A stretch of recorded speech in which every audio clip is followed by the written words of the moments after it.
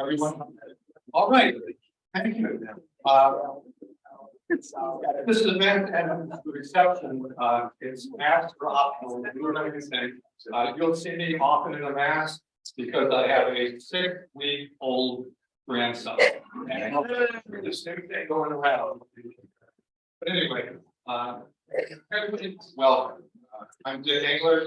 I'm Chancellor of Temple University, and I have this great honor of welcoming everybody to the campus to celebrate a rich history of the relationships between Philadelphia and Italy, and also to celebrate this great volume, the Italian legacy in Philadelphia. We at Temple are especially delighted to host this event because, among other things, this book is published by Temple University Press, so that makes it really special to us. And also, we are very proud because we have had a campus in Rome on the Tiber for over 50 years. So we have an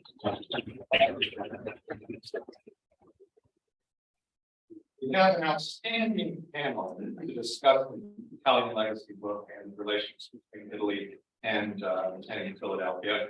But before I introduce the panel, I also want to say that we have an outstanding audience here today. And I'd like to, at the risk of missing people, because everybody here deserves to be introduced, I'm going to just mention a few people with very special relations to this book or to Italy and the Italian legacy. Raise your hand if when I call your name, but please, no applause, and you'll have an opportunity to talk to each other and to panel members at the reception following this. So, representing Temple University of Rome, we have Amelia Aquina, and she's our Dean of Temple Rome and interim Vice Provost for Global Engagement. And we also have with us, again, representing Temple Rome, the Chair of the Board of Visitors for Temple Rome, John Ryan. So John's here. And we have one of our great trustees, Sandy Harmon Weiss, Temple University trustee, very supportive. Another trustee who's going to be here, many of you know her, Senator Tina Tartaglione. She called me this morning her wheelchair, and she's stranded on her second floor, was left to expect. So she sends her love and great respect to everybody. And also Patrick O'Connor, who are great supporters of Temple Rome, our former chairman of the board and longtime board member. He sends his regards to everyone. A family very dear to him. I do want to recognize the Temple University deans who are here. Joe Lucia, Dean of the Temple Libraries, David Boardman, Dean of Media and Communications, James Davis, and some people are late, going to be here late, so may not be here yet. But Dean of Education and Human Development, and John Mediaci, Dean of Podiatric Medicine. We also have a number of people who are going to be attending, and they may not come till later, but I do want to recognize them. Ali Guzman, I don't think Ali is here. Great to have you here, Ali, and a great friend of higher education, and of course, president of Rowan University in New Jersey. Great institution at Temple. Guido Piccini. Guido here, there we go. A longtime chairman of the Pennsylvania State System Board of Governors and member of the Council of Trustees of Kutztown University. Great to have you here. Joseph Giacomini.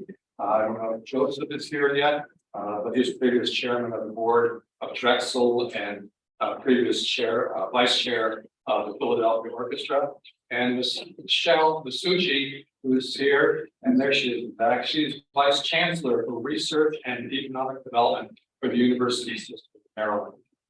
We also, here at Temple, and all of us, really value our relationships with the city of Philadelphia. So it's great that Michael DeMartins is here. Michael, where are you? There you are. Former Managing Director for the City of Philadelphia, Deputy Mayor and Commissioner of Parks and Recreation. And we also have current Congress Director for the City of Philadelphia, Ann Mabel, and she's here. So Philadelphia City government is well represented. Also with us are Robert DiBiase. Robert, are you here yet? Chair of the New Jersey Italian Heritage Commission. Probably will be here for the session. John Padova, he's here yet, Senior United States District Judge for the Eastern District of Pennsylvania. And we also have the Executive Director of the U.S. Semi-Quincentennial Commission and President of Philly Tops, Frank Giordano. And the amazing thing about Frank Giordano is today's his birthday. He wants to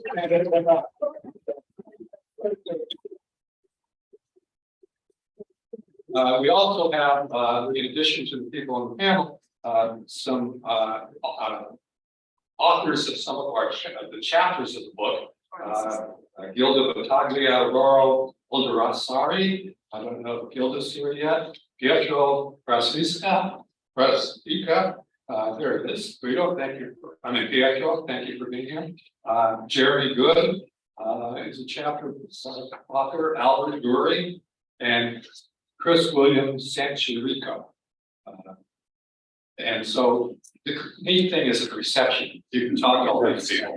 So it's great. I am now honored to recognize the Italian Consul General for Philadelphia, Christina Meli, who will bring us greetings from Italy.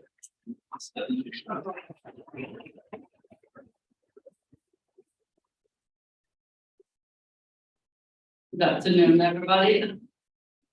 So my name is Christina Meli. I guess many of you know me already. I've been here for 12 months, Andrea, and I'm a good friend of Andrea's. I couldn't miss this occasion. Also, I could not say no to Councilor Wrangler, so we are very good friends with Temple.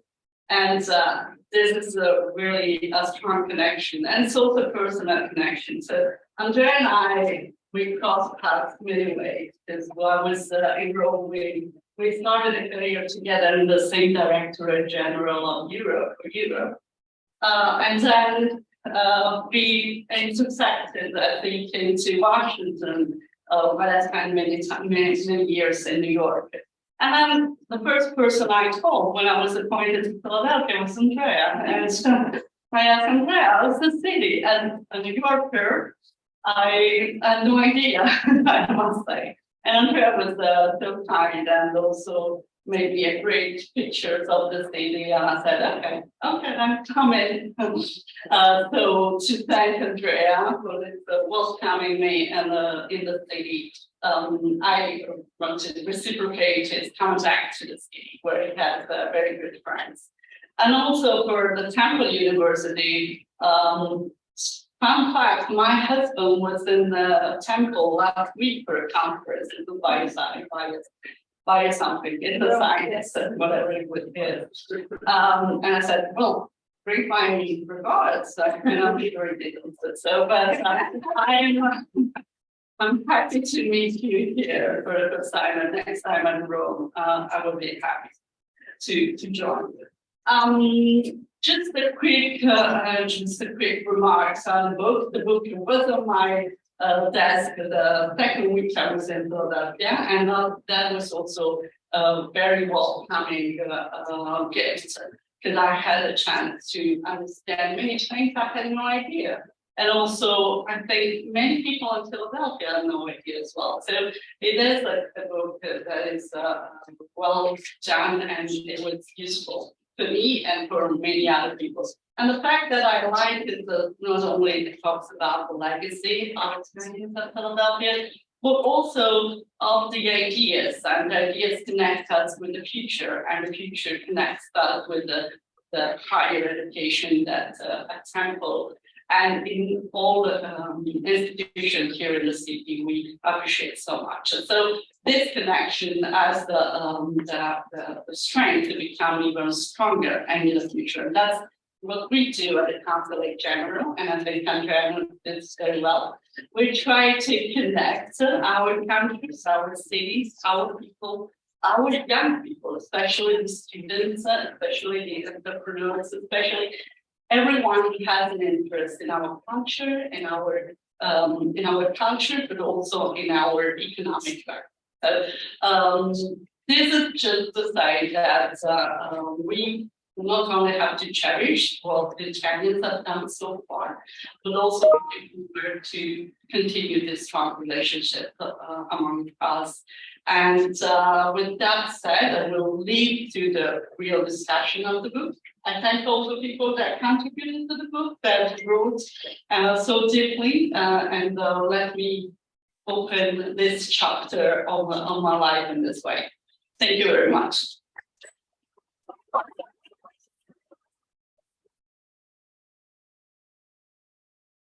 Thank you, Council General. Thank you for everything you do for the relationship between Italy and Philadelphia.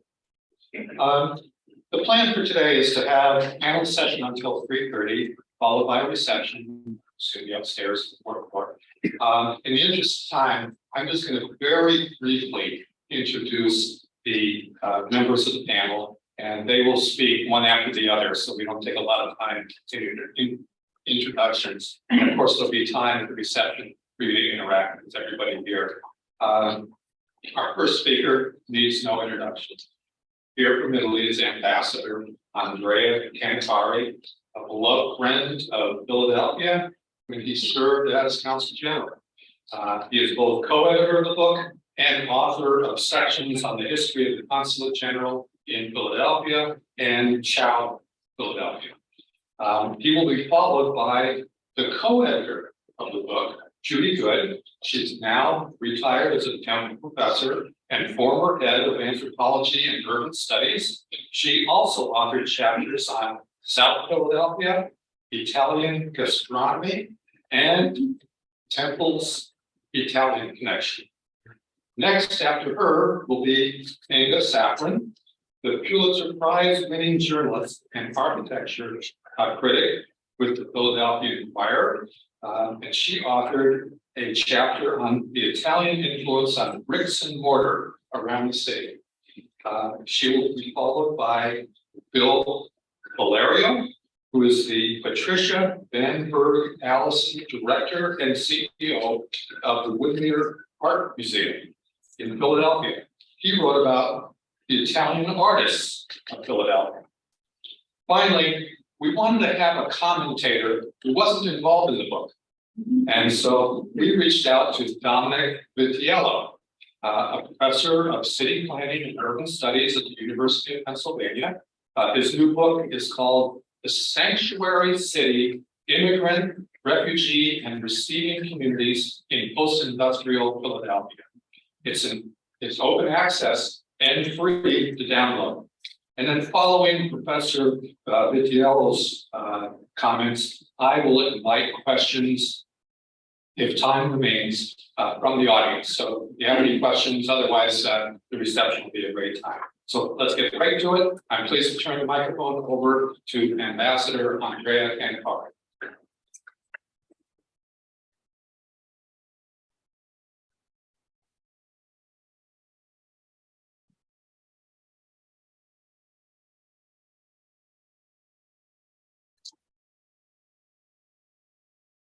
Buonasera, good afternoon. Thank you so much, Mr. Englert. Thank you not only for organizing, hosting this event, but for your friendship. I'd like to thank all of the panelists, but actually everybody in this room. I think we share the stories, relationship, and we work together. Because first of all, the first one I met I think in this room was Consul General Mele Cristiana. Thank you for being here. But with everybody else, I think in Philadelphia, we forge a relationship with really things and it was really a pleasure meeting you. I actually wrote all your names to be recognized and alliance about what we did, but my wife Roberta urged me, well, then the presentation will be about talking about all your friends, and I really do remember the message. I get to thank Roberta and Tom for that, but also for helping me in creating these initiatives, because it was really a family also project. She helped me in Philadelphia, helped me in the Dominican Republic, and I'm extremely thankful for her insights and help. Why are we here?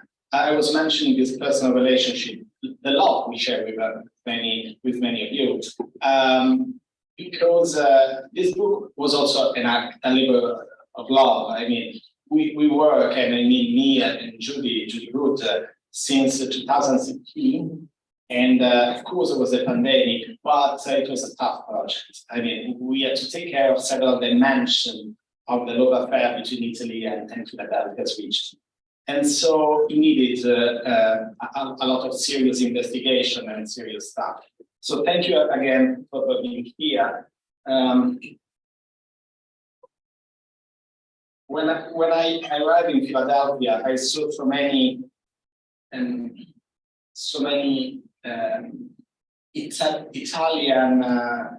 Italian aspects in everyday life, in monuments, food, and stories. And all this story should have been put somewhere, should have been remembered, and the answer was this book. It's not just something past, something finished. With Dean Zanchina, we created an exhibit in Rome, in the Temple campus, with students about the picture of this book. So the book is still alive. But why are we? This is actually Italian. So it's the Pico building, and they put on top in October, my first year in Philadelphia, Italian culture celebrate chocolate. And why did they do that? Because there is this big Italian dimension in this. And I felt a little bit like an archaeologist. I was digging to find Italian relations connection in order to create a building to the futures. But if you want to go to the future, you have to remember your past, where you're coming from, your awareness. But not only Italian pride, but Philadelphia pride as well. So as an archaeologist, I was finding different aspects. And what I found, this was not something dead in the jungle, but actually something very alive. And what I saw, it was Judy and I edited and put it in the book.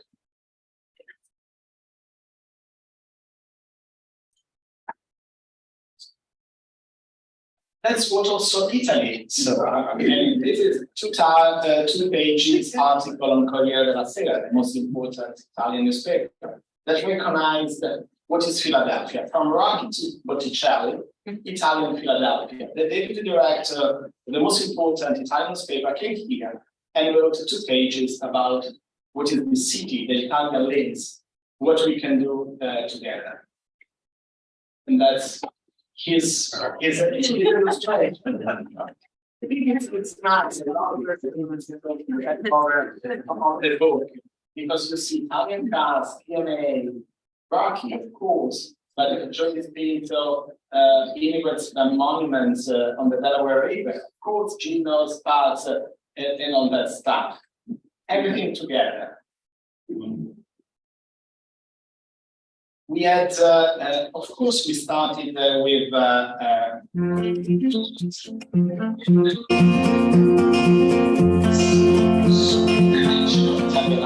Ciao, Philadelphia, a city enriched in culture, art, and creativity. A sister city to Florence, known for its art and architecture as the birthplace of Renaissance artists.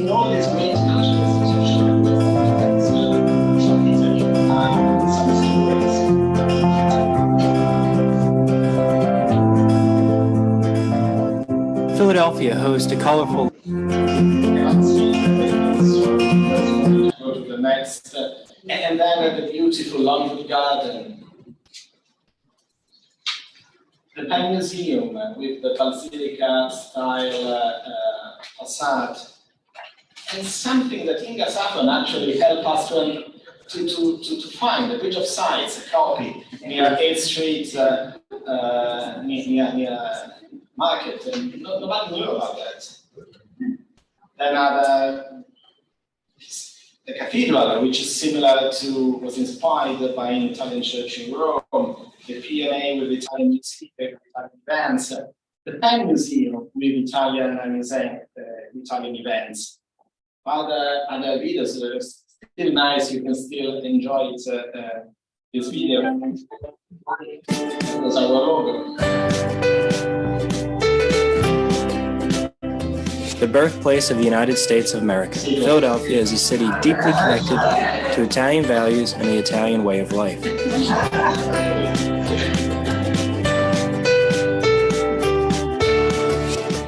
Ciao Philadelphia invites you to explore the outdoors, touch the sun, and breathe in what the city has to offer. Friendly people, delicious foods, with a host of events throughout the area focused on anything and everything Italian.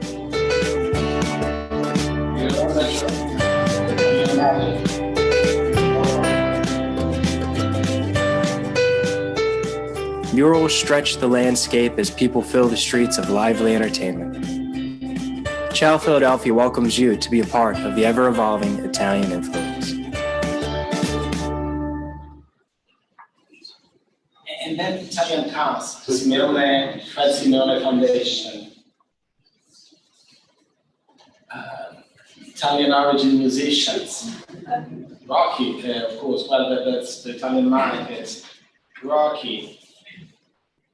Eddie Lang, we had the inauguration with Richard, who is here today.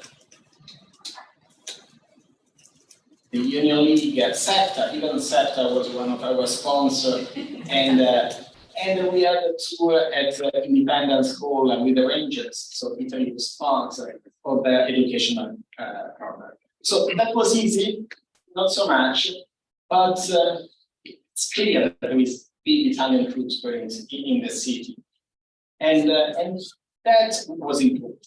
But if you dig a little bit more, you find here a temple, the Provost Lecture with Highland Eye, that exposed the combination of science, music, and spectacles. Because we have a lot of Italian scientists creating connection, and the university created a lot of these activities. Here with Dick and Patrick, another event with the Bronze Professor of here at Temple Campus, the Motor Museum event with Ali Hirschman at Rowan, with the big Italian community, and so Drexel.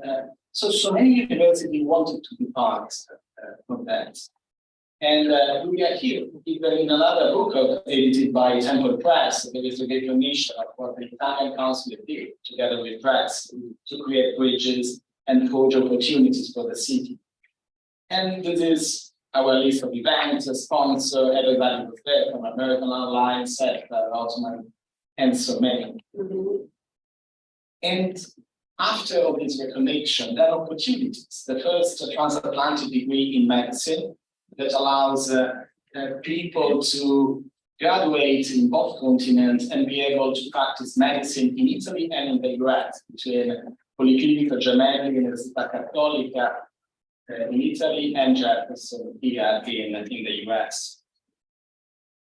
So we saw so many opportunities, what this bridge is created. And the project is part of a long journey that I started. That's my first book about the Italian legacy in Washington, D.C. And in the cover, you see some similarity with today's book cover.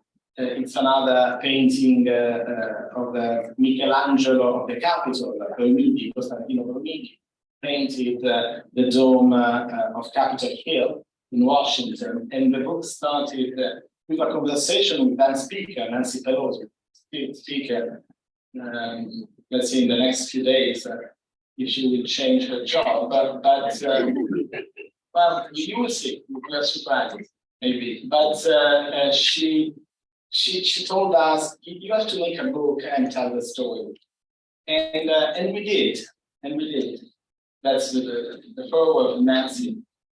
And then I followed these footsteps and published another book in the Dominican Republic. Again, at home. That's an inspiration of St. Peter's Church in Italy. And it's the presidential palace of the Dominican Republic, president. So that they have a symbol of the state. See, they have the copy of the law. So Italy is in the heart of that country as well. And it was edited also here by St. Joseph University Press. And then we have the comics in the Dominican Republic, 240,000 printed copy of these comics distributed thanks to the most important Dominican paper there from Italian origin. So you see, there is also these books, these projects can help creating stories that create opportunities. And that's what we wanted to do with this great, amazing group of contributors of the book. We have some of them here in this room, and I'm really thankful to them because we worked since 2016 to craft chapters jointly with Judy, and in order to put the right pictures, in order to highlight what was the Italian connection between Philadelphia and Italy, with a high level of seriousness that the love that I have and everybody has for Italy compelled me and compelled us to make a serious and beautiful project. And I hope we were able to do.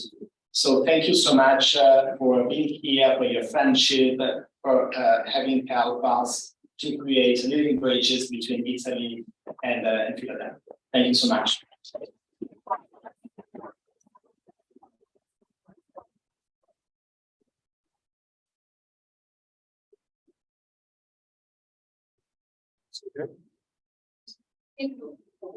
Whichever slide. And I forgot to mention that it's well on my editor.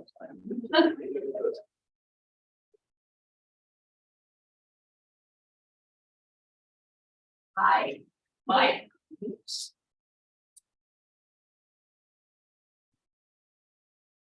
Now that you've seen the visuals, you know that in many ways, the great connector of Philadelphia and Italy, the great collector of authors and pictures, got me into this project, which has been a real joy. Andrea, it has really been an experience. And what I'm going to have to do is talk about foreign text. So no visuals from me, but instead I'm going to talk about how a northeastern US girl who loves Italy, but who loves Philadelphia as well, met another booster of Philadelphia in Andrea, and how this worked out.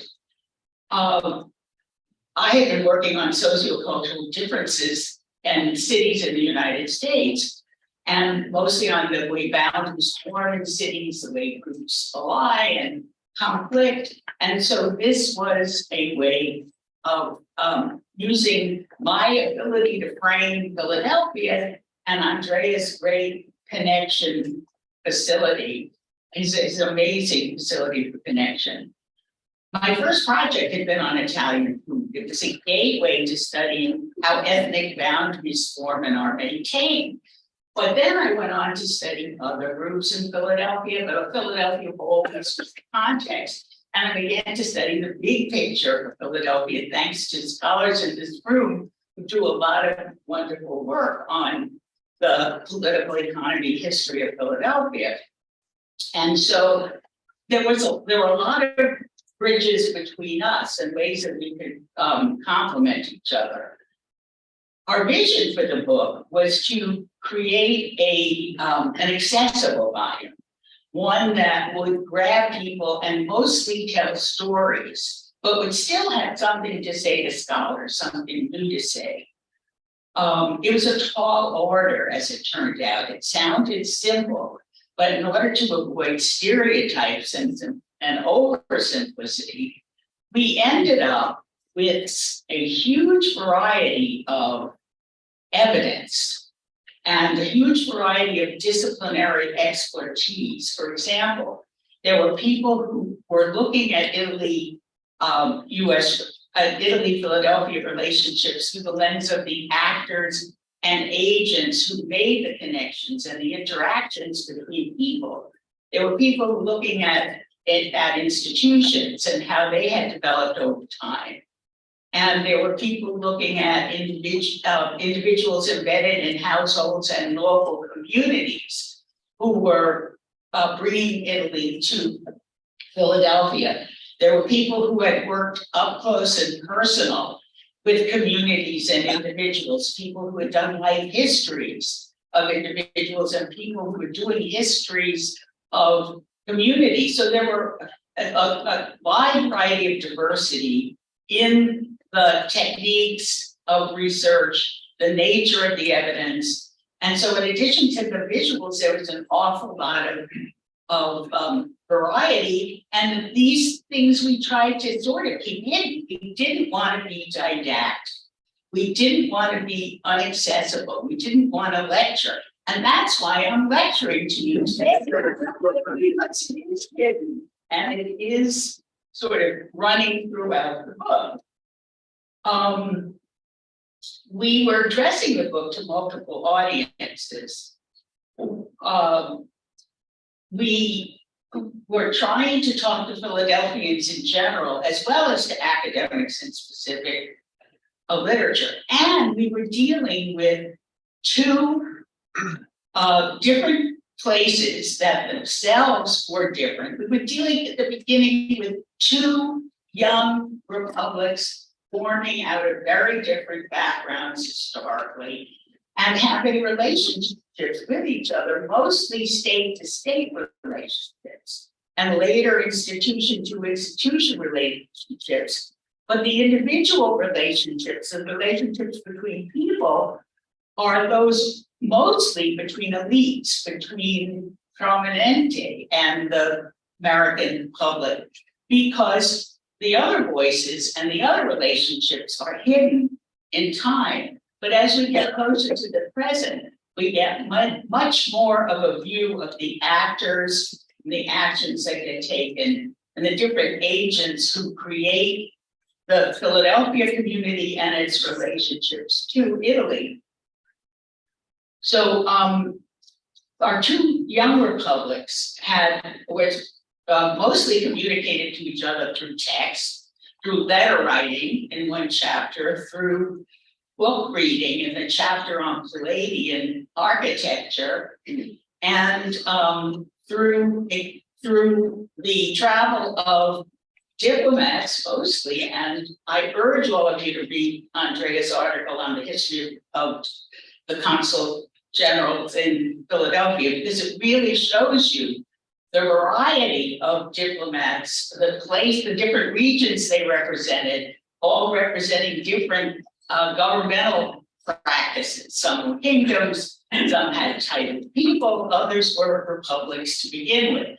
So you're dealing with a different time, a different Italy, and the kind of connections are very, very different.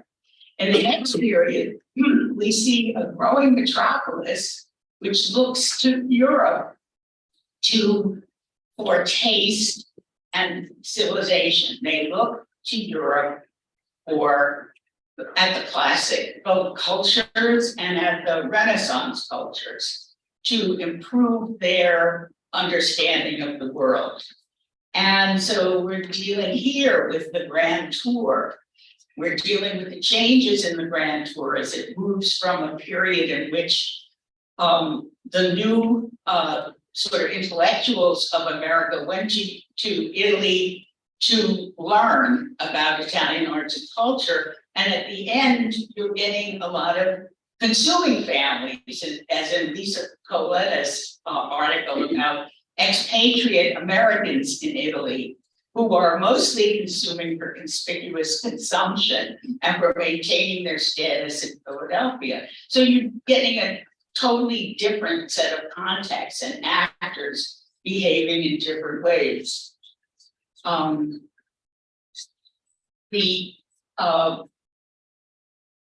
we're getting the development of the institutions at the same time, which were increasingly trying to incorporate the large public.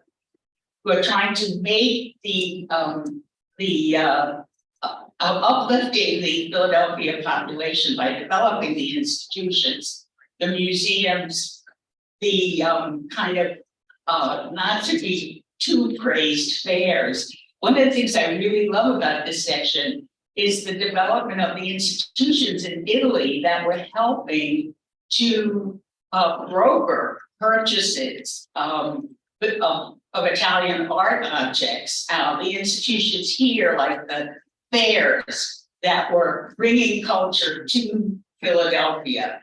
One article which compares the different ways that image is formed in the Centennial at the fair, and compares that to the 1926 150th year celebration, in which Philadelphia was in a very different place and Italy was in a very different place, and the whole representation of each to each other turned out to be very different. So there are a lot of examples of change in Italy, change in the US, and the ways in which these changes affected what was happening. And then, of course, as we get, the third section deals with something that doesn't happen in all big American cities. It isn't necessarily going to be a good comparative case, but it will be for certain cities. Like, speaking of Nancy Pelosi, in San Francisco, the whole migration stream from Italy to the US came from different regions, developed differently in the context of a developing city in the West. And, it doesn't compare in a cookie cutter way to the development of relationships in the United States, in Philadelphia, I'm sorry. No, Philadelphia is not the United States writ large. This particularity is what is so interesting, I think, about the book. Anyway, this is a case study of a particular place in which a community forms. And that's an interesting point as well. Richard Giuliani, who's the sort of premier historian of the formation of the Italian community in Philadelphia, had pointed out that the original settlement here was from Liguria and occurred earlier than the mass immigration that so many of us know from books and stories. And that is what formed the community, the institutions, the churches, the market, the entrepreneurs. And so that is, it's a very different picture. Then we go through a period of no man's land, which is, I consider it, because we go through a long period in which Italy and the United States are cut off by war and depression, and yet they weren't cut off. So one of the things I'm curious about is what, in fact, were the relationships at that time. We could not incorporate them. We could not go in this direction. We were trying to deal with a huge area of knowledge, and it was very hard to tame it. But the book raises questions about future research and gaps during that period. The branded city that we live in today is a much easier city to see, and yet it provides us with too much information. We have to weed it out to get a narrative for it. And so the book ends with the branded city in which deindustrialized cities are trying to save themselves through very similar ways of developing service economies for trade and commerce. And luring businesses and their headquarters to the city, as well as luring tourists from abroad. And in order to do that, you need food, architecture, and music. And here again, Italians and Italian culture play a tremendous role. And agents are moving back and forth. Italian companies invest in Philadelphia. Philadelphia companies invest in Italy. We have a whole sort of unencompassable but interesting circulation and flow of people, graduate students to Temple and Penn and Drexel, and scientists who move back and forth. The theme of medical practice and the relationships between this is a city, after all, of eds and beds, of higher ed and medical education. And this scene that the circulation of Italians and Italian people and capital and so on is a really important part of the city. The last section probably could be a book in and of itself. So we followed the evidence. It was smaller in some areas than others. We are really proud of what we were able to say about the colonial period, even though it is so invisible, but the people are so invisible. In the end, we tried to incorporate high culture and the increasing focus on popular culture that America has experienced. In food in particular, Italian food is important in high culture and the popular symbols of the city. And so we tried to look at vantage points and at people and at actors and at agents located all over the social map and see how they connected. And as I said, if I had more time, I would talk about the gaps. Fortunately, there are gaps, and we do provide a fruitful future for examining these things.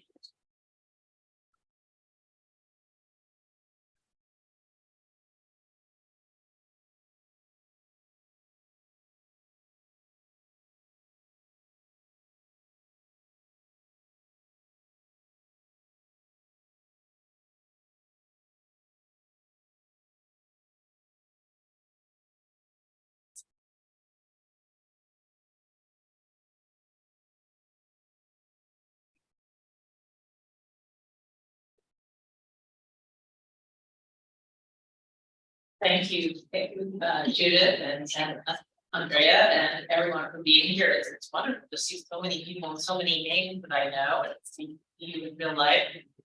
I'm Ava Saffron and I read about architecture for the Philadelphia Fireworks.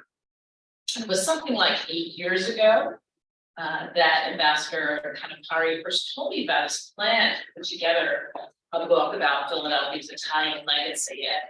As soon as he described it, I knew that it was a great idea. Philadelphia is the product of many ethnic groups, but Italians have put their stamp on the city and its culture in so many visible and unforgettable ways. And this is especially true when it comes to architecture and the environment, my specialty. The book, as you heard, took a while to come together, and in the intervening years, we saw a growing public debate about one high-profile emblem of Italian heritage, Christopher Columbus. And this, of course, isn't the place to get into the issue, but while we as a nation continue to reassess his legacy, it seems equally important to me that we find another way to honor the Italian contribution to American history. And the good part is, monuments to Italian culture and achievement already exist all around us. You just have to know where to look. They say that imitation is the sincerest form of flattery. Both Philadelphia is full of copies of great architecture of the Italian peninsula. Rome has an enormous dome temple, and so is Philadelphia. It's the Franklin Institute. The Pantheon in Rome was built in the 2nd century AD. Philadelphia didn't open its Pantheon until 17 centuries later, designed by John Wyndham to honor a great Philadelphia hero, the multi-hyphenate printer, journalist, inventor, statesman, Ben Franklin.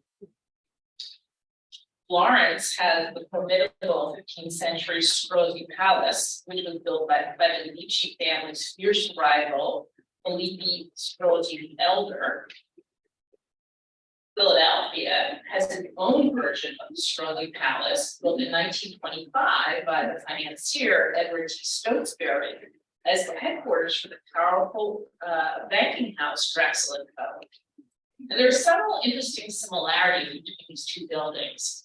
Strozzi died before he could occupy the palace, and the Medici managed to get their hands on it. Stotesbury's tenure in Drexel's Philadelphia headquarters was cut short by the Great Depression.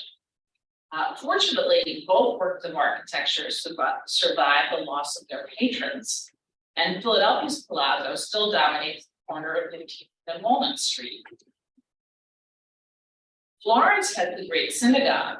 It was one of the first important Jewish temples built after the walls of the Sea Ghetto was torn down in 1840.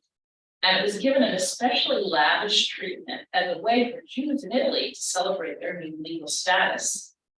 The interior was magnificently decorated with stylized Moorish and Byzantine details, which hark back to a golden age of Jewish culture. Well, Philadelphia's Rodin Shalom took its inspiration from that famous Italian synagogue, especially in the decoration of its interior. Designed by the architects Simon and Simon in the 1920s, its soaring dome and walls are beautifully hand stenciled with stylized vines, leaves, medallions. And the windows, incidentally, are the work of Philadelphia's great Italian-born glass artist, Nicola Descenza. This, that you've heard before, is famous for the bridge of sighs, the small covered bridge over a canal that links the Doge's palace to the prison.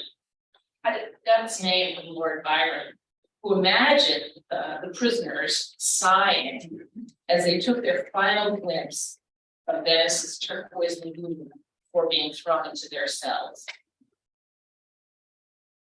Well, Philadelphia has a similar but more prosaic covered bridge, and it links the former Lit Brothers department store, Market Street, to the building that served as its warehouse. Instead of gondolas and canals, drawbridge clerks took views of the traffic along Filbert Street as they shuttled cartons of goods back and forth across the bridge. Seems very American to me that we treat a sprawling department store like an Italian palace. And it's fascinating. It's fascinating to compare the design details of these two works of architecture. The Venetian span is built from the milky white Istrian stone. Philadelphia's architects, Castor and Stern, designed their bridge using the most traditional of Philadelphia materials, red brick. And instead of carved heads that reference Roman mythology, there are keystones and pediments that reference Pennsylvania's colonial geography and history. Castor and Stern used an iconic Italian work of architecture as their starting point, and then they thoroughly Americanized it. These examples are all literal copies of Italian architecture.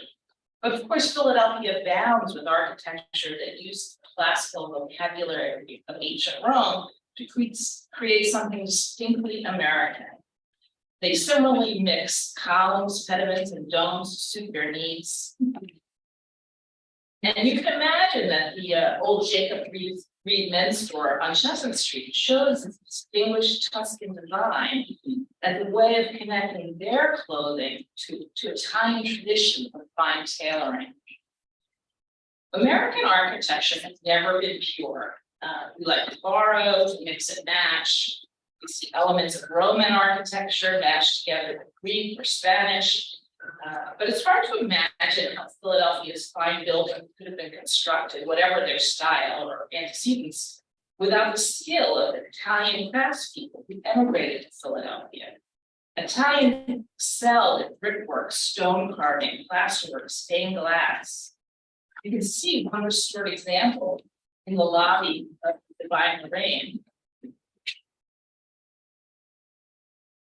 on North Broad Street, and another on the famous RCA Tower in Camden by, again, Descenzo. Even today, people of Italian descent dominate those building trades in Philadelphia. My contribution to the book includes essays and buildings that were built by Italian immigrants to serve Italians in Philadelphia. You see many of them in South Philadelphia, like the immigrant bank buildings that punctuate the corners of South 7th Street. They were built by enterprising Italian business people to help newcomers save up to buy homes here and send money back to their families in Italy. There are many churches, of course, like St. Mary Magdalene de Pazzi, which could resemble any number of Italian village churches. But there are also really interesting original works of architecture that so thoroughly blend American and Italian cultural elements that they create something completely new. And this is my absolute favorite, Our Lady of Loretto, a modern church in Southwest Philadelphia.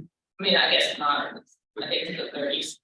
But the advantage is to combine references to modern aviation, biblical stories, Italian folk tales, all in this streamlined Maduro style. It was designed by an Italian architect, Frank Grillo.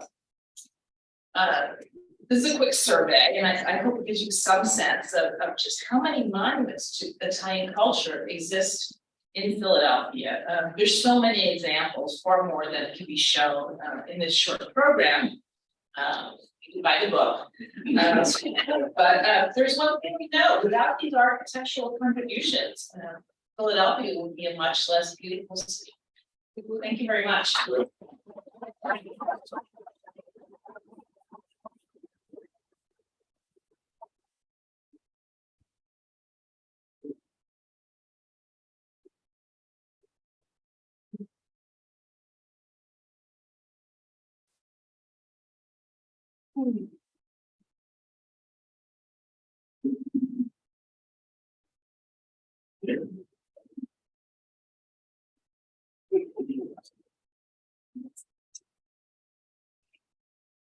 I also want to say thank you and describe how much I enjoyed the project of writing a chapter about the Italian artists of Philadelphia. My name is Bill Valerio, and I run the Whitmere Art Museum, which is dedicated to Philadelphia's art and artists. And Whitmere was founded as a collecting institution, the idea that Whitmere would be constantly building a collection of art. And this project gave me the opportunity to look at our collection just from a very particular lens, like all the Italians, and say, you know, how does this tell a story? And I enjoyed it, and I'm going to take you on the brief version of it. Italian Italy is, of course, the place of all wonderful things. Art being central to that, and art being a deep part of Italian sense of identity. And so, of course, it's no surprise at all that Italian artists, Italian American artists in Philadelphia are constantly looking at examples of Italian art. And I just pulled two out really quickly. Larry Day, who was born Lorenzo del Giorno, he was born in North Philadelphia. His parents changed his name at his baptism. But he was actually quite proud to be Lorenzo del Giorno. He went to Tyler School of Art, which is, of course, the great art school of Temple University, and then moved so fast. And he's learning how to draw by examining and redrawing a beautiful print from the 17th century by the artist Primo Ticcio. And it's an obscure story in the life of Hercules, where he gets dressed as a woman. And of course, you know, it's the most exciting episode of the life of Hercules to today's audiences. But, you know, this is something that for Larry Day was a journey back into the craft of draftsmanship. And he found it in the history of Italian art, and she was so much drawn to. And then just on another end of the spectrum, Italian American artists not only look at the great old masters, but they look at 20th century art. And I'm showing a work by an artist named Joe Amoratico, his large space dream. These are, by the way, all works of art in Whitmer's collection that I'm showing you. Joe Amoratico's large space dream is very much inspired by the great metaphysical artist of 20th century Italy, Giorgio de Chirico. And so you can see how he takes these mysterious, these are actually two figures made of boxes and architectural forms that are sort of married to each other in Joe Amoratico's work. So there are as many relationships to, between individual artists, Italian American artists, and the history of Italian art as there are artists. But the story that I want to tell is very much about the intertwinement of artists as people with institutions and schools, especially. And that really, to me, as I was looking at this material, came to be the story of Italian artists in Philadelphia. It has everything to do with the development of schools, the change in the equilibrium of social relationships between Italian populations and the institutions of arts and learning in our city. The first Italian-American artist that I can find is Giacinto Riboni, and this is a detail you're seeing on your left, the young woman looking at a mirror from 1836, and I'm showing Riboni together with Constantino Brumidi. These two artists have very much the same story. They come to Philadelphia in the first half of the 19th century. They are educated people who have attended, academies. Riboni attended the National Art Academy in Rome. He worked as a professional artist in Rome for 10 years, came to Philadelphia. He came to Philadelphia in 1828 looking for work. He heard that Philadelphia was a growing city. There were rich people here who needed portraits, and he made a good career for himself as an artist working in Philadelphia. And it's very much a similar story of Brumidi, who we've seen already, who did the Capitol in Washington, D.C. And in between his different projects in Washington, he was working on the Cathedral of St. Peter and Paul here in Philadelphia. And I have to say, if you haven't read Barbara Willen's chapter in the book about Brumidi and the Washington, Philadelphia, it's a really good, really interesting chapter in the book. And I learned actually quite a bit that I didn't know, which I'm always happy about. So these are artists, early in the 20th century who are educated, who've been to the academy, and they come to Philadelphia looking for work. Now that's a very different story in the later part of the 19th century, when artists are coming to Philadelphia as immigrants. Their families leaving the trauma of terrible economic circumstances, especially in the south of Italy in the 19th century. We've already seen Congregation Rodef Shalom by Nicola DeCenzo, who comes to Philadelphia at the age of 11 with his parents. They're immigrants.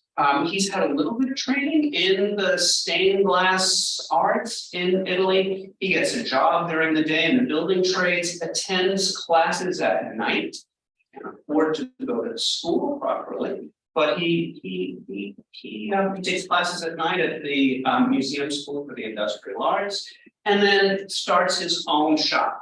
And this is a shop that ends up being one of the biggest decorative arts shops in the United States of America.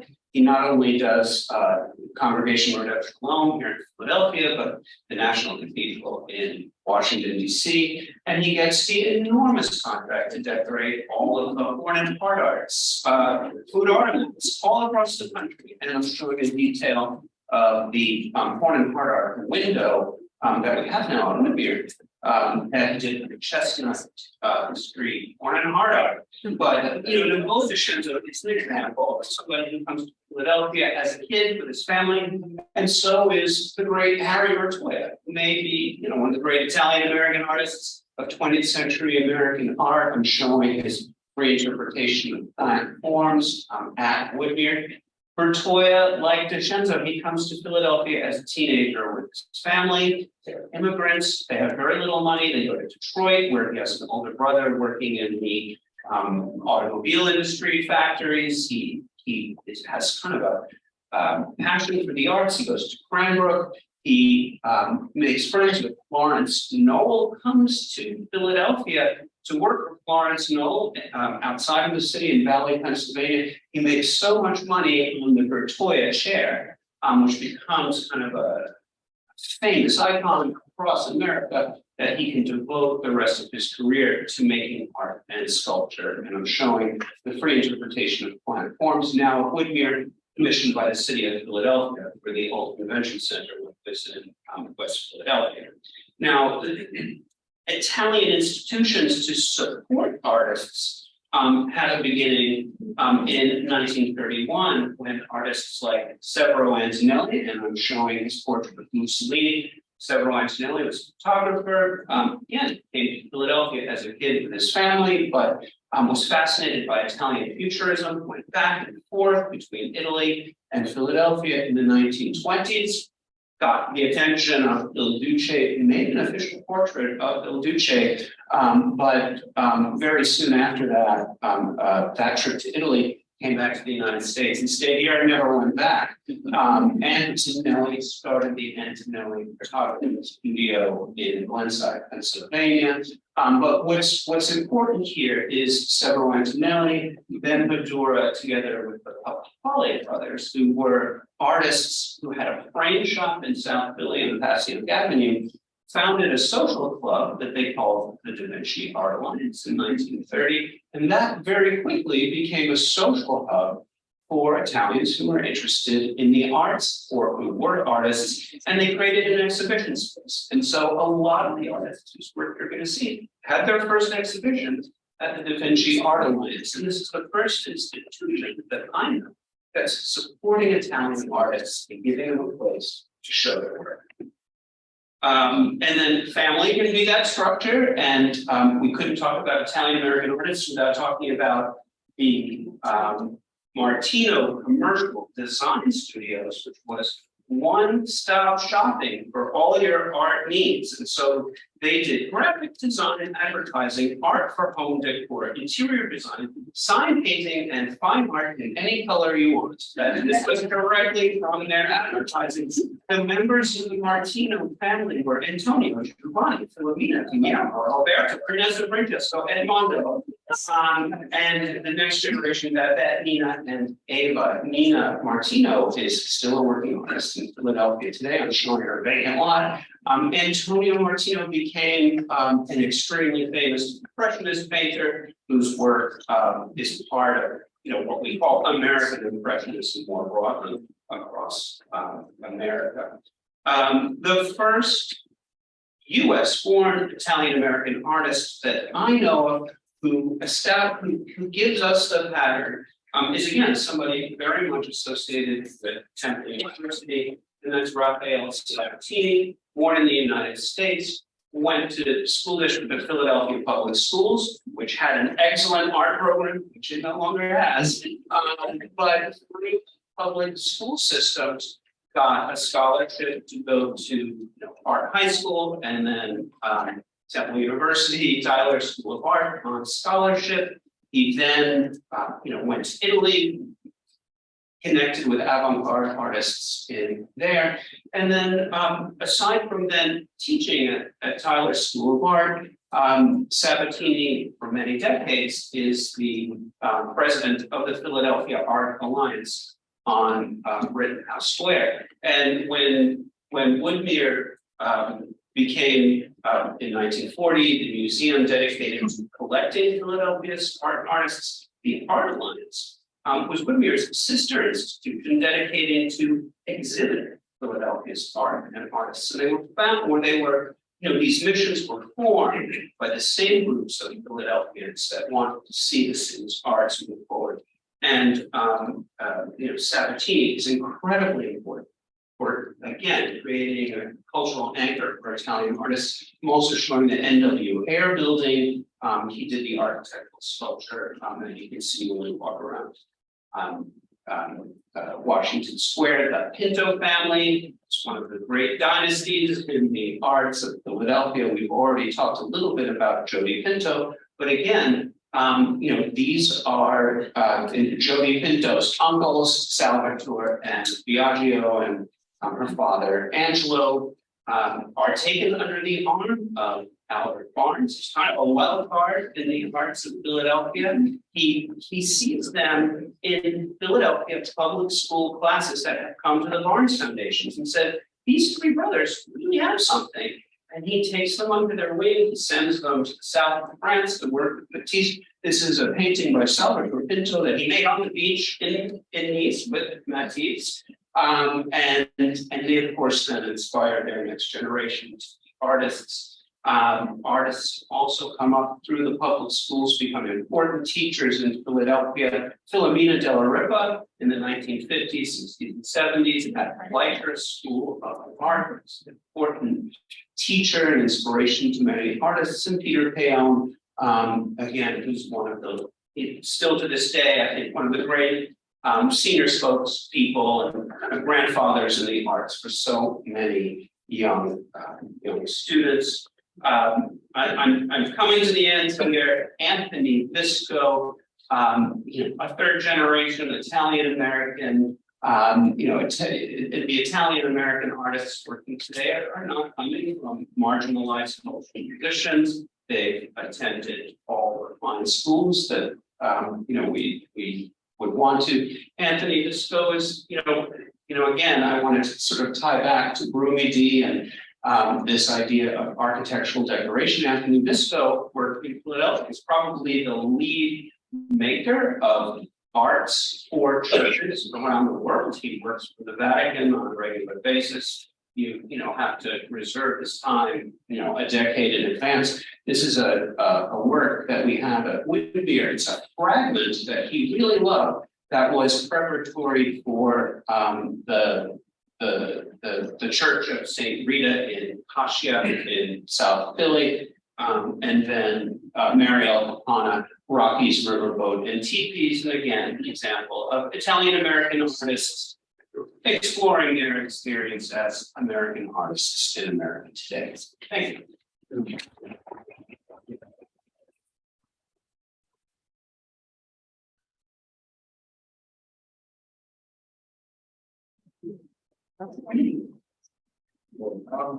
I don't have any slides, but again, my name is Dominic Michello. I'm a professor of urban studies and city planning at Penn. I moved here with my parents. I was one in 1974 because my father went to teach at Temple for 30 some years. That's the exact number.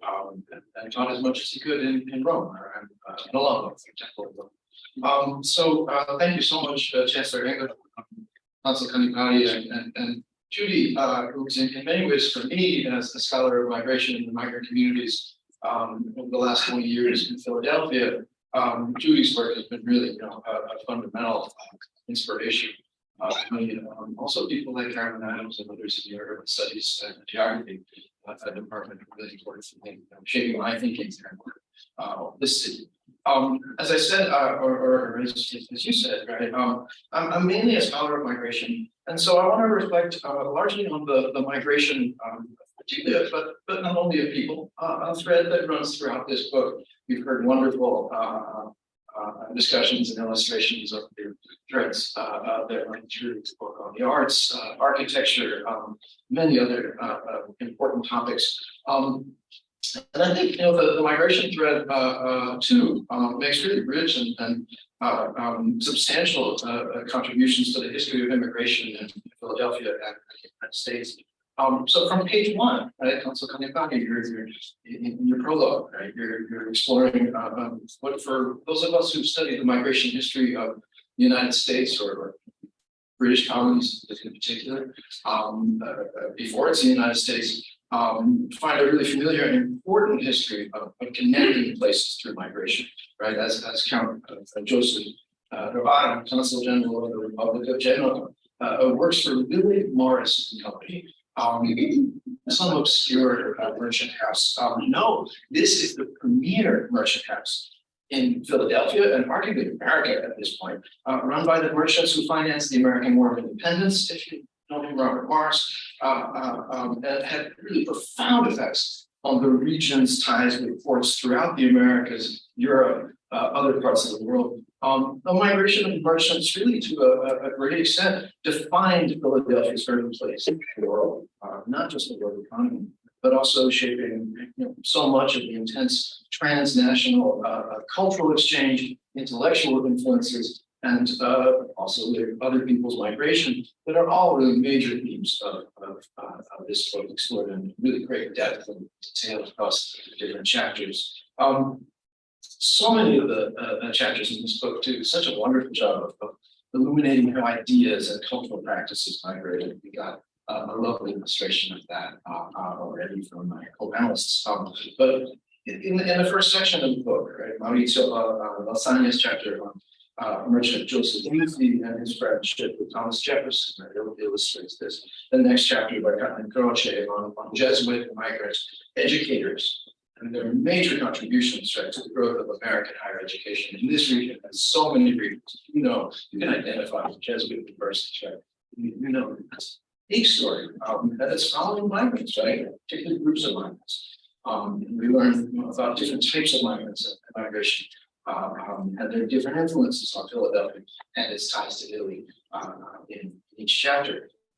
Most of the essays in part two on the expanding industrial metropolis also detail how ideas and practices of arts and culture migrated from Italy to Philadelphia, as Judy discussed as well in her overview. And then in part three, right, of the book, late 19th, early 20th century, we get to the period of greater migration of people from mainly southern Italy to Philadelphia. But the book, right, doesn't just tell the usual well-known stories about this era. Judy also writes, as she noted, right, about the earlier Ligurian migrant community. And Jeff Cohen, another architectural historian, reminds us, drawing on Richard Giuliani, that Italians did not concentrate in South Philadelphia before the 1870s. I'll say something about that in a moment. Jeff and Judy's chapters at the start, part three, on the built environment and on how South Philadelphia became known as Italian, do a really nice job of synthesizing a great deal that other scholars of Italian Philadelphia, including Giuliani, Stefano Bocconi, Richard Barbero, and many others, have written about the mass migration of the late 19th and early 20th century. And this, of course, is when Philadelphia became one of the foremost centers of Italian settlement in the Americas. Yeah, San Francisco's, New Orleans, but Philadelphia and New York, it was so much larger, right? I really appreciate how these chapters in part three and others capture the diverse and intense transnational relationships between Philadelphia and Italy. From the agents of Philadelphia industries who went to recruit Italians to work in the city, to really rich cultural gastronomic connections. And I'm also reminded of really, again, how intense the back and forth migration of especially Italian men. We're talking about the majority of Italian men in the late 19th and early 20th century. Went back and forth, didn't just come here and settle and live the rest of their lives here, right? This back and forth migration, right, which is a much more normal and accurate way to understand how migration happens historically, especially for Italians, but not only for Italians, then are more typical. Right? So imagination of, you migrated from there to here, and that's your story, right? So, for example, just from my own family history, on the ship manifest that records my great-grandparents and their three oldest children's arrival at Ellis Island in 1905, from Bosco Reale, which is a town on the slopes of Mount Vesuvius, right next to Pompeii. The column that lists whether they had been to the United States before is just so crowded with dates, it's hard to read. And it shows that my great-grandfather, Alfonso Vitello, like close to 60% of Italian men in the late 19th and early 20th century, returned to Italy multiple times. went back and forth and spent just a few years. He came to the US in 1899, 1901, 1903, and then with my great grandmother, Maria Bacileo, and their first child, my great uncle Luigi, in 1904. All before they moved permanently with the rest of the family to New York in 1905. And in this pattern, my ancestors were entirely typical of Italian migrants in this era. And this moving back and forth, right, and all of the movements of things people brought with them, goods, capital, ideas that came with this, created such intense relationships between places and communities in Italy, especially so, and the US, and especially Philadelphia and New York and nearby parts of the Northeast, right? Because this is really where Italian immigrants are concentrated overwhelmingly.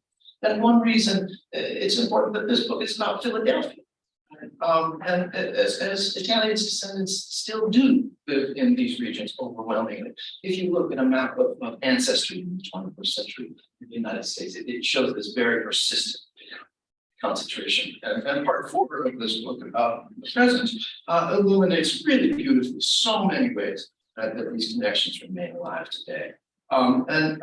Finally, I want to say that another really important contribution that this book makes that some people really briefly alluded to is that it's not just a history of Philadelphia, but it talks quite broadly in important ways about the region. Different chapters take us to Ambler, the truck gardens of South Jersey, farms and towns of Vineland and Bridgeton, the internment camps in Gloucester City, New Jersey, outside of Glasgow, New Jersey, that held Italians who had not naturalized as U.S. citizens by World War II. Right? In this section 4, I just want to call out 2 more chapters.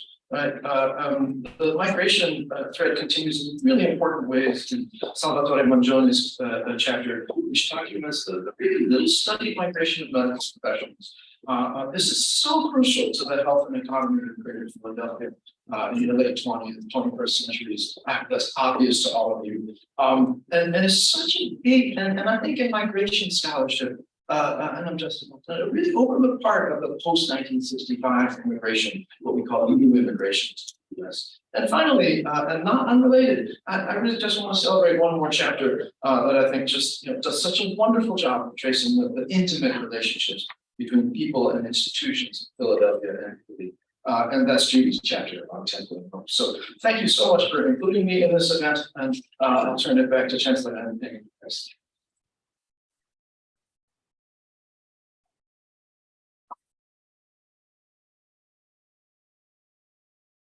Let's hear it one more time for a break.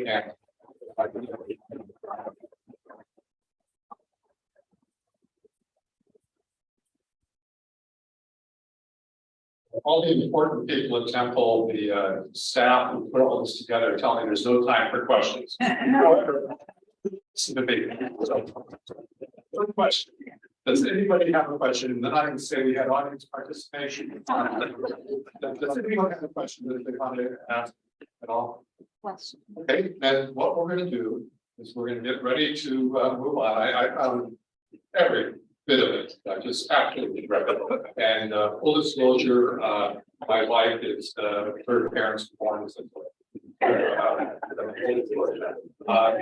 Let me end up by saying I want to thank everybody who participated in the planning for this event and the reception. I'm talking about Joe Ruschetz and his team. I'm talking about Betsy Lehman Tuttleman and her team, Angela Hoban and her team, Joanne Epps, Sean Starosta, and Bill Wilkinson. And those are just a few, because this kind of thing only happens if we truly take a village.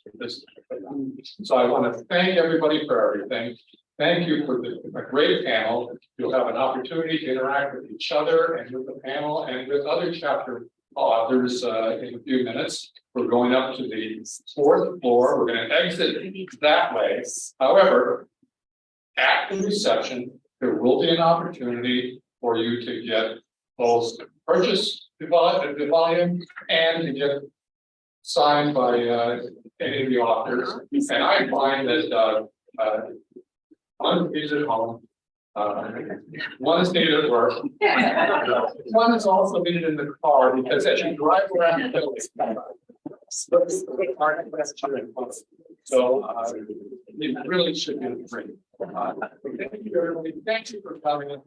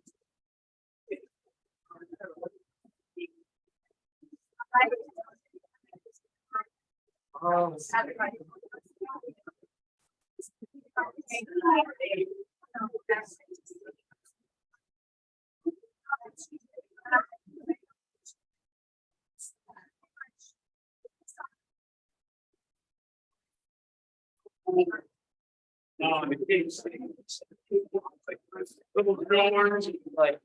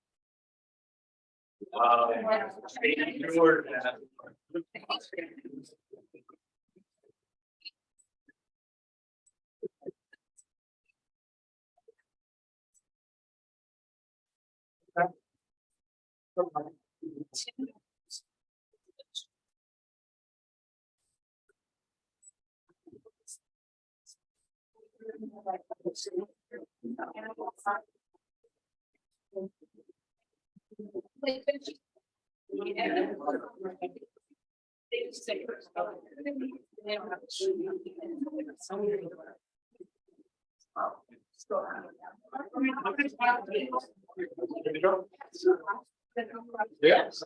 Come on up here. Yes. Because our campus. $3.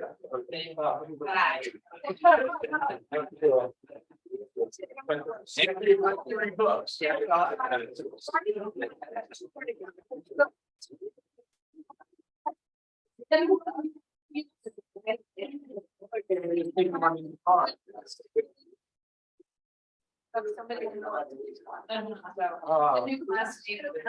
And I was like, you know. $100 the city.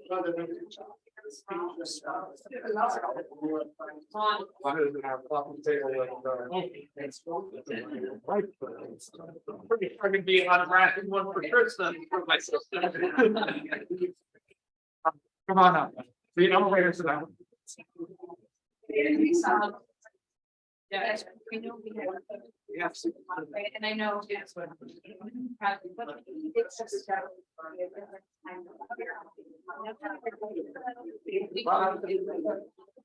So talking about. They put it on the web. It's now.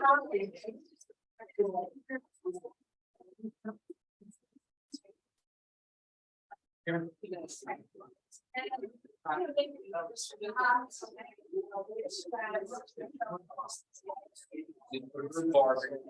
know that. Totally right. I know. Yeah. Thank you. Quick turnaround like that. Did you make? Yeah, I think I was. Yeah, are you?